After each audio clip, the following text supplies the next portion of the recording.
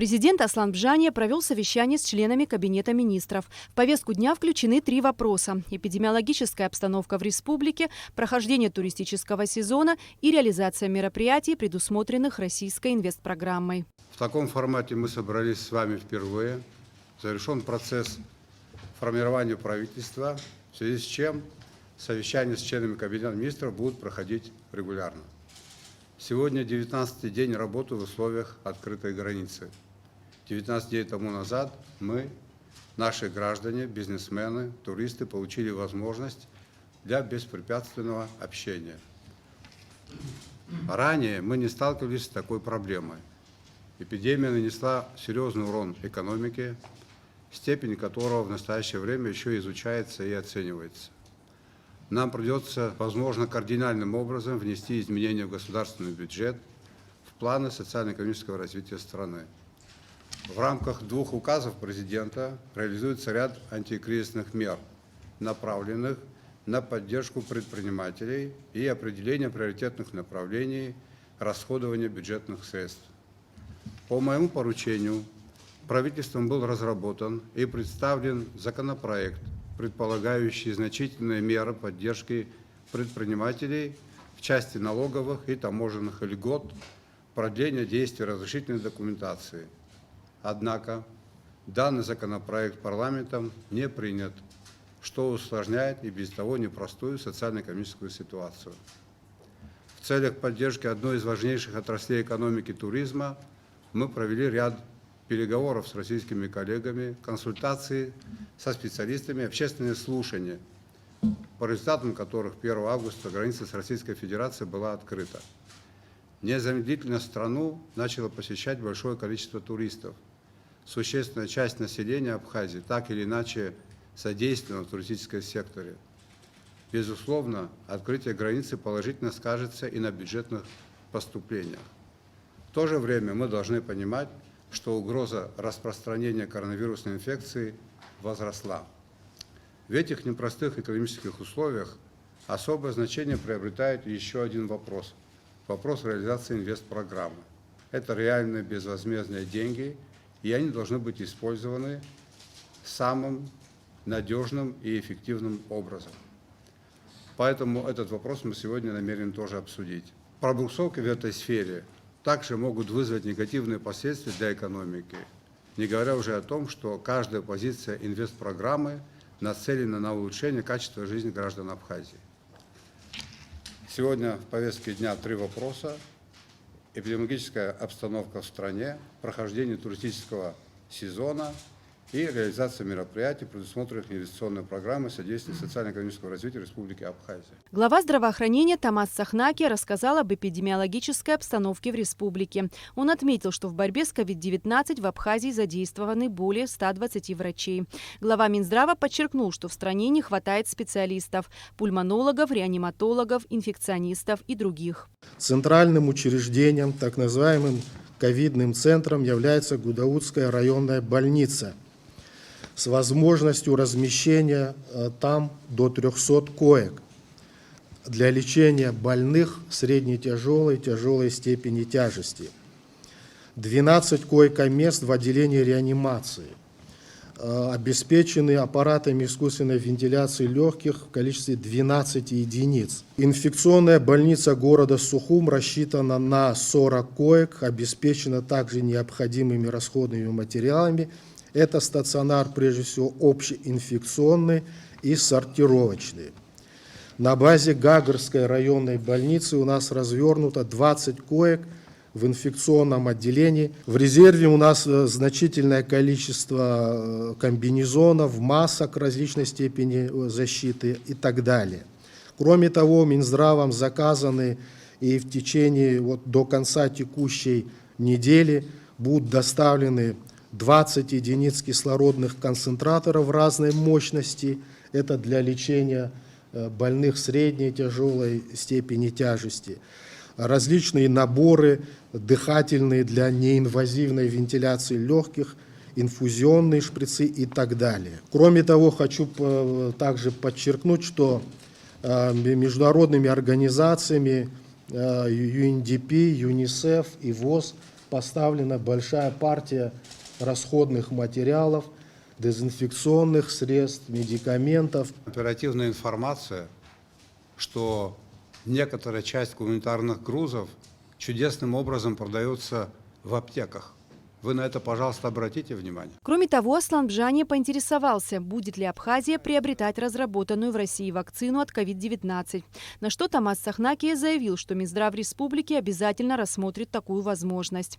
По его словам, в любом случае вакцинация будет проводиться только по желанию. Президент Аслан Бжани подчеркнул, что всю работу необходимо продолжить. Это ключевой вопрос, вопрос здоровья нации. И поэтому на повестке дня долго еще будет стоять данная тема. Благодарю за работу. Расслабляться не нужно. Будем принимать упреждающие меры. Будем рассчитывать на то, что мы будем мобильны. Будем рассчитывать на помощь наших российских друзей и на соблюдение мер, рекомендованных врачами. О ходе курортного сезона в республике рассказал министр туризма Теймураз Хишба. Пандемия коронавируса показала, насколько важна туристическая отрасль для нашей страны и насколько мы зависим от денежных поступлений в период курортного сезона, подчеркнул министр. Количество обслуженных лиц подведомственными средствами размещения с 1 по 17 августа.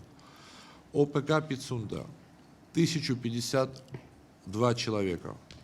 За аналогичный период в прошлом году цифра была 3910. То есть мы видим в 3 раза меньше. Пансионат Айтар 279 человек. За аналогичный период 2019 года 733. Основные объекты показа посещения почти каждый турист – это Рицинский реликтовый национальный парк и Новоафонская пещера. Количество обслуженных лиц основными объектами экскурсионного показа с 1 по 17 августа. Рицинский национальный парк – 66 718 человек. За предыдущий аналогичный период 2019 года цифра была 67 877. Новоафонская пещера на данный момент приняла 22 918 человек. За аналогичный период та же пещера принимала 43 887 человек. Премьер-министр Александр Анкваб подчеркнул, что многие показатели посещаемости и прибыли туристических объектов снижены. При этом глава правительства выразил надежду на улучшение ситуации.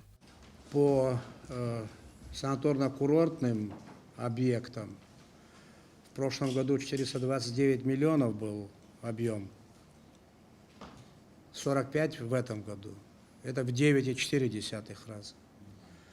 По туристическому обслуживанию и по людям, и по деньгам в 5,5 раза меньше. В город Сухум в 4 раза меньше оказал услуг. Гагрский район в 11 раз меньше. Гудаутский район в 5 раз меньше. Новоафонская пещера и по людям, и по деньгам в 5 раз меньше. Ритинский парк в 5,4 раза меньше. Это, конечно, тяжелейшие провалы, и они очень сильно ударяют по бюджету. Я в какой-то степени разделяю уверенность министра, что сентябрь месяц будет насыщен туристами. Показатели бронирования это подтверждают. Но мы надеемся на то, что погода позволит, и туристический сезон продлится и на октябрь месяц. Это все непросто, естественно, там дополнительные нагрузки на все виды услуг, на пограничников, на МВД, на самих объектах не просто так. Прав министр, говоря о том, что есть проблемы с обслуживающим персоналом. Но последние дни подтверждают, что уже тихо входят в ритм. И это вселяет в нас уверенность в том, что это резкое отставание, которое случилось по известным причинам, оно в какой-то степени будет нивелировано. Вот у нас есть такая убежденность. Проблем которые сегодня выявлены, они существуют, это проблемы старые. К сожалению, мы за многие годы не сумели от них избавиться. Министр внутренних дел Дмитрий Дбар перечислил разыскные и оперативно-профилактические мероприятия, которые проводятся по республике в период туристического сезона. Регулярно проводятся силами центрального аппарата специальные оперативные и профилактические мероприятия. Каждый день проводятся они. То есть это в Цандрипши, в Гагре, в Пицунде, в городе Сухум, в Гудауте. Особенно, где увеличен поток туристов. Все сотрудники переведены на усиленный режим работы. Все УВД и УВД по Республике Абхазия переведены на усиленный режим работы ведения службы. Усилены пешие патрули и усилены автопатрули. В городе Сухум только на патрулирование заступает от 8 до 9 машин. Также в Гагре, в Пицунде, в Цандрипши и в Гудаутском районе. Подводя итоги совещания, президент Аслан Бжане подчеркнул, что подобные рабочие встречи будут проводиться и впредь.